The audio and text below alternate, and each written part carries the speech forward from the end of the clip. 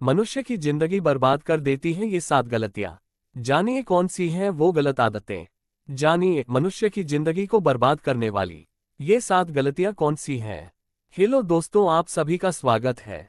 दोस्तों, आज के उपदेश के माध्यम से मैं आपको उन 7 गलतियों के बारे में बताने जा रहा हूं जो गौतम बुद्ध अक्सर अपने शिष्यों और सांसारिक लोगों को कभी न करने की सलाह देते थे।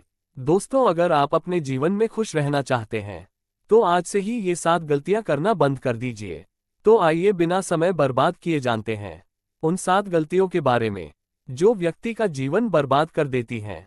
नंबर 1, किसी को जबरदस्ती सलाह देना। दोस्तों, सबसे पहले तो ये समझ लीजिए कि हम सलाह क्यों देना चाहते हैं। हम सलाह देना चाहते हैं क्योंकि हम चाहते हैं कि दूसरों को बुद्धिमान लगे, लेकिन होता बिल्कुल उल्टा है, यानी वह हमें मूर्ख समझता है। दोस्तों देखिए, 2 तरह के लोग होते हैं। एक तो वो जो बड़ी बड़ी कहानियां सुनाते हैं लेकिन उनकी बातों का लोगों पर कोई असर नहीं होता, और दूसरे वो हैं जो एक शब्द कहते हैं और लोगों के दिल कांप उठते हैं। इसलिए ऐसा इंसान बनो जिसकी हर बात की वैल्यू हो। एक छोटी सी घटना से मैं आपको समझाता हूँ। एक बार गौतम बुद्ध जंगल के रास्ते से गुजर रहे थे, तभी एक साधु की नज़र उन पर पड़ी और वह उनकी ओर आकर्षित हो गए। मित्रों, बुद्ध के प्रति आकर्षण होना स्वाभाविक था, और फिर वह व्यक्ति बुद्ध से पूछता है कि मुनिवर, क्या आप भगवान हैं? बुद्ध कहते हैं नहीं। तब भिक्षु पूछता है, तो फिर क्या आप सचमुच भगवान हैं? बुद्ध कहते हैं नहीं। बुद्ध तब कहते हैं कि मैं भी तुम्हारी तरह एक आदमी हूँ, सिर्फ इतना अंतर है कि मैं जाग रहा हूँ और तुम अभी सो रहे हो। तब भिक्षु बुद्ध कहता है कि तुम्हारे चेहरे की चमक देखकर लगता है कि तुम एक आदर्श व्यक्ति हो, वह एक आदमी है। अतः मैं ये जानना चाहता हूँ कि आपके गुरु कौन हैं और किसके मार्गदर्शन ने आपको एक आदर्श मनुष्य बनाया। बुद्ध कहते हैं कि शुरू में मेरे कई गुरु थे, लेकिन मैं आत्मज्ञान के इस पथ पर अकेला ही चला और मैंने सैकड़ों गलतियां की। उसके बाद मुझे स्वयं ही आत्मज्ञान प्राप्त हुआ। ये सुनकर भिक्षु क्रोधित हो गया और बुद्ध से बोला, जाओ, मैंने तुम्हारे जैसे बहुत से पाखंडी देखे हैं, तुम गुरु का सम्मान लूट रहे हो। बुद्ध का उत्तर बिल्कुल सही था, लेकिन व्यक्ति के भीतर के बुद्ध का उत्तर गलत था। इसके बाद बुद्ध उस व्यक्ति को समझाने के लिए एक भी शब्द खर्च नहीं करते हैं।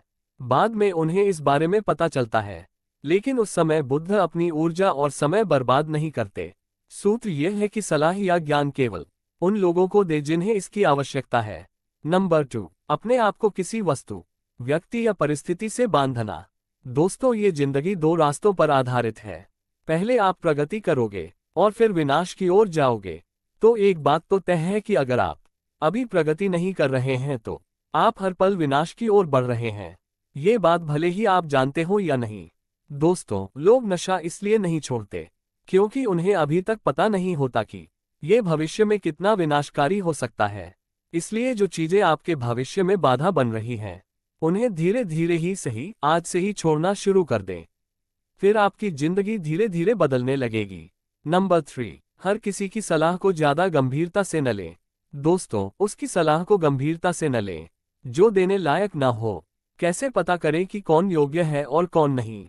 सीधी सी बात है, अगर कोई बुजुर्ग व्यक्ति है और सभी लोग उसका सम्मान करते हैं तो सिर्फ इसलिए उसकी सलाह को कभी गंभीरता से न लें। बड़े बुजुर्ग अच्छी सलाह देते हैं, लेकिन ये हर बार सच नहीं होता। दोस्तों, अगर आप कुक बनना चाहते हैं और किसी गायक से सलाह लेते हैं तो संभव है कि गायक आपको सलाह तो दे, लेकिन आपका खाना नहीं बनेगा जो मानक आप चाहते हैं।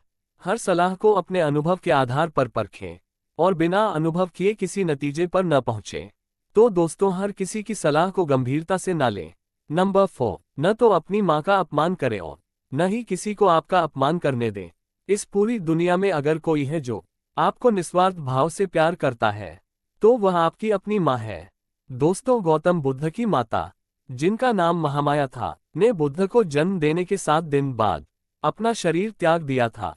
उसके बाद बुद्ध की मौसी, जिनका नाम रानी प्रजापति था, ने उनका पालन पोषण किया। गौतम बुद्ध ने अपने उपदेशों में अक्सर सांसारिक लोगों को ये सलाह दी है कि उन्हें अपनी माँ से प्यार करना चाहिए और उनकी देखभाल करनी चाहिए, और न तो अपनी माँ का अपमान करना चाहिए और न ही किसी और को ऐसा करने देना चाहिए। लेकिन देखो मनुष्य का स्वभाव क्या है, वह उससे भी प्रेम करता है जो उससे प्रेम नहीं करता। दोस्तों, जिन लोगों को लगता है कि उनके पास जीवन में कुछ बड़ा करने का कोई बड़ा कारण नहीं है। तो आइए आज मैं आपको एक बड़ा कारण बताता हूँ। अपनी माँ के लिए कुछ अच्छा करें। उन्हें वह जीवन दे जिसकी वह हकदार है। नंबर 5, दूसरों के बारे में सोचते रहना। दोस्तों, अगर आप ध्यान से देखेंगे तो पाएंगे कि आप सारा दिन दूसरों के बारे में सोचते रहते हैं और फिर अंत में दुख ही मिलता है। इसलिए स्वार्थी बन जाएं और खुद से प्यार करें। लेकिन एक बात याद रखें कि खुद से किसी से प्यार करने या स्वार्थी होने का मतलब यह नहीं है कि आप दूसरों को नुकसान पहुंचाएं। मित्रों, बुद्ध भी स्वार्थी हो गए थे ताकि उन्हें ज्ञान प्राप्त हो सके। जब उन्हें आवश्यकता पड़ी तो उन्होंने अपने पिता, पुत्र, पत्नी या राज्य के बारे में नहीं सोचा और केवल अपने बारे में सोचा और सब कुछ छोड़कर जंगल में चले गए। इसलिए जीवन में स्वार्थी होना जरूरी है, लेकिन सही मकसद के लिए और ताकि इससे किसी को नुकसान न पहुंचे। नंबर 6, अपने आप को सबसे बुद्धिमान समझना बंद करें और सीखना बंद ना करें। दोस्तों, हमारे समाज में ऐसे बहुत से लोग हैं जो अपने आप को सबसे बुद्धिमान मानते हैं और हमेशा कहते हैं कि उन्हें सब कुछ आता है। ऐसे लोग कभी भी कुछ नया सीखने की कोशिश नहीं करते, जिसके कारण वे हमेशा पीछे रह जाते हैं। दोस्तों, जब हम कहते हैं कि हम सब कुछ जानते हैं, तो हम अपने हाथों से ज्ञान प्राप्त करने का दरवाजा बंद कर लेते हैं, जिससे हम पिछड़ने लगते हैं। दोस्तों, बिल गेट्स और वॉरेन बफे आज भी दिन में ज्यादातर समय पढ़ते रहते हैं और कुछ नया सीखते रहते हैं। दोस्तों, इसलिए हमेशा कुछ नया सीखते रहिए और आगे बढ़ते रहिए। नंबर 7, अपना समय बर्बाद करना। दोस्तों, जो दिन प्रतिदिन अपना समय बर्बाद करते रहते हैं, बाद में बहुत पछताना पड़ता है, क्योंकि समय, जैसा कि हम सभी जानते हैं, कभी वापस नहीं आता। दोस्तों, हमारे पास चाहे कितना भी पैसा हो, हम उस पैसे से एक सेकंड भी समय खरीद कर वापस नहीं ला सकते। इसलिए हमारे पास जो भी समय बचा है, हमें उसका सदुपयोग करना चाहिए और कुछ ऐसा करना चाहिए जिससे लोगों और दुनिया का भला हो। दोस्तों, ये थी वो 7 गलतियां जो हमें अपने जीवन में कभी नहीं करनी चाहिए। और अगर आप भी अपने जीवन में ये 7 गलतियां कर रहे हैं, तो आपको अब से ये 7 गलतियां करना बंद कर देना चाहिए। दोस्तों, आपको यह उपदेश कैसा लगा? कृपया नीचे दिए गए कमेंट बॉक्स में कमेंट करके हमें बताएं। साथ ही अगर आपको ये प्रवचन पसंद आया और ये आपके लिए उपयोगी लगा, तो इस प्रवचन को अपने दोस्तों के साथ जरूर शेयर करें। हमें अपना बहुमूल्य समय देने के लिए हार्दिक धन्यवाद। Folded hands.